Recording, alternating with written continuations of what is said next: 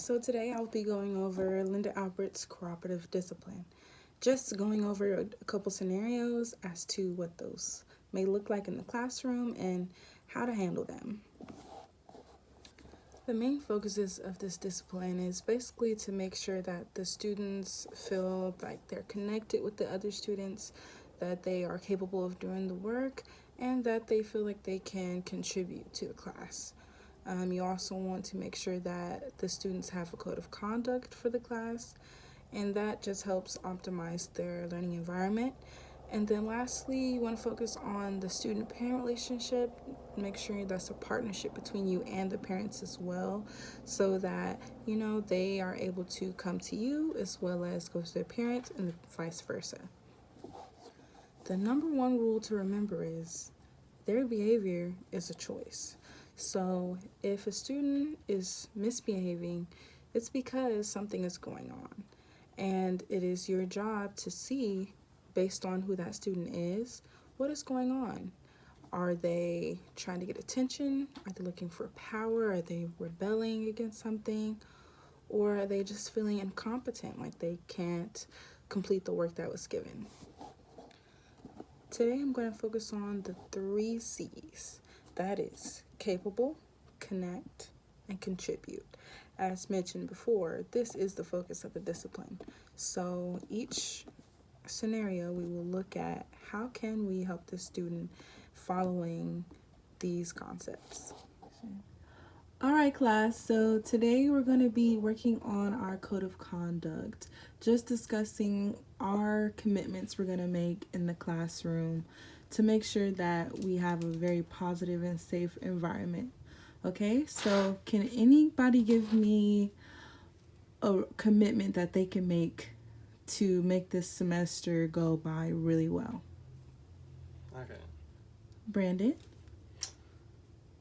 I think some of the commitments we can make to let the semester go really well is being honest and doing our best. Great. Okay, could you write those down for me?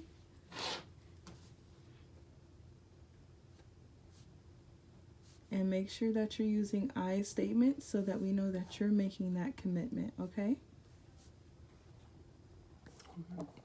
At the beginning of every year, you want to get the students together and ask them to help you create the class code of conduct.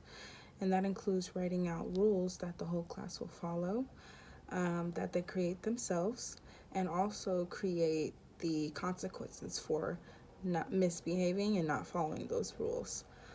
It's very important that the students have input on their class rules. This ensures that they make this commitment for themselves. And I specifically ask for my students to use an I statement that is giving them ownership of their behavior.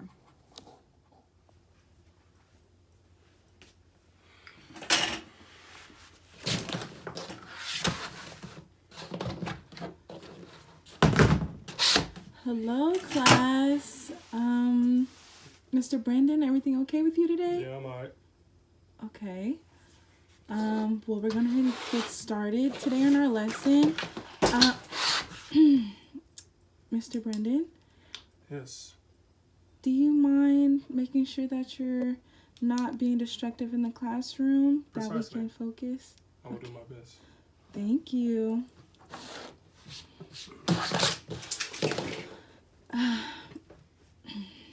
Mr. Brandon, I've already asked you if you could please stop being destructive in the classroom. You know our code of conduct. We ask that you be the best student that you can be, but you're not being that. Am I correct? I think I'm being the best that I can be. Well, you're very much so disrupting the class, and if this behavior continues, you will have to go see your coach. What he gonna do? Make you run suicides. I run suicides every day in practice. Okay. Well, if this behavior continues, we will be making a parent phone call. Do I need to do that? Nah, you alright. Okay. Well, I'm going to continue my lesson now. If I hear anything else, We'll have to talk to your parents after class, okay? Sure. Thank you. In this scenario, we have a student that clearly has lost a very important game the night before your class, and they can't control their anger. They feel very upset that they lost the game, or like the refs may have done something. We don't know the situation. But the problem is that the student is disrupting regular class instruction. And the important thing you need to do is make sure that the student remembers the commitment they made at the beginning of the class to follow that code of conduct. And if they are not listening, if they continue and they won't stop, then you begin going into your relationships that you have with the coaches and even their parents. And it's important at the beginning of the year to kind of know who you have in your class and who is in the sports programs at the school. That really helps with you giving the students an option to talk to coaches before going to their parents. And that helps because coaches can handle the situation. They can discipline the students, and sometimes there are relationships where students are more afraid of the coach before they are of their parents. So it helps to have that relationship. And if the student does not have that relationship with their coach, next step would be the parents. And so that's why I made sure that that was the last step, because sometimes that can be a bit much. But once you build that relationship with the coach and the parents, then the student is able to go to them when there is misbehavior that continues. All right, class. So I've just handed back your pop quiz. Does anyone have any questions? I still don't even understand this. Why is it that I'm not doing what I think I should be doing? I don't got time for it. Here we have a student that is working pretty hard in the class, and they're just not seeing those results on their exams or quizzes. You see them kind of giving up, feeling like there's nothing more they can do, and that can in turn lead to misbehavior in the class, them not paying attention, not listening anymore, and just giving up on the class completely. So it's very important that you kind of intervene at this point. Make sure that the student feels comfortable to ask for help. And if they're not comfortable with asking during class, maybe setting up a peer group of tutors, people who understand the subject a little bit better, helping them. That in turn help them connect with the class a little bit more. If that works, great. If it doesn't, you can even go into a one-to-one tutoring with you and the student as the teacher.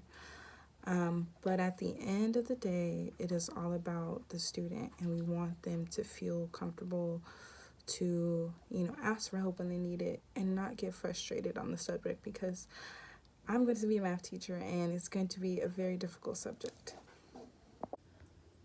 All right, class. I've handed back test 2, and I've seen some great improvement. If everyone wants to look at their tests and ask me any questions you have. I hope I did good. I studied hard for this. Even did a whole lot of overtime with my peer group. See if these results are what they should be. So I'm talking about. This peer group, this hard work paid off. Now I can get $200 because of this good grade. I'm so excited. As you can see, the student has improved score-wise. Their confidence has improved, and they're really grateful that they built that relationship with other students in the classroom. I think it's great that they're getting a monetary reward from their parents. To be clear, it's not $200 from me, but that kind of incentive can help the children at home, and that's something that the parents can enforce. But for the most part, the student is back on track and working hard. Students it's very important to remember that behavior is a choice. And so finding the root of that issue, building that connection with them, with each student, that comes with time, but it is very possible, and that makes for the best environment, I would say, to teach. The students are well engaged and they know what the guidelines are, what the rules are, what they are expected to do. And at the end of the day, that leaves more room for you to give them more material in the classroom.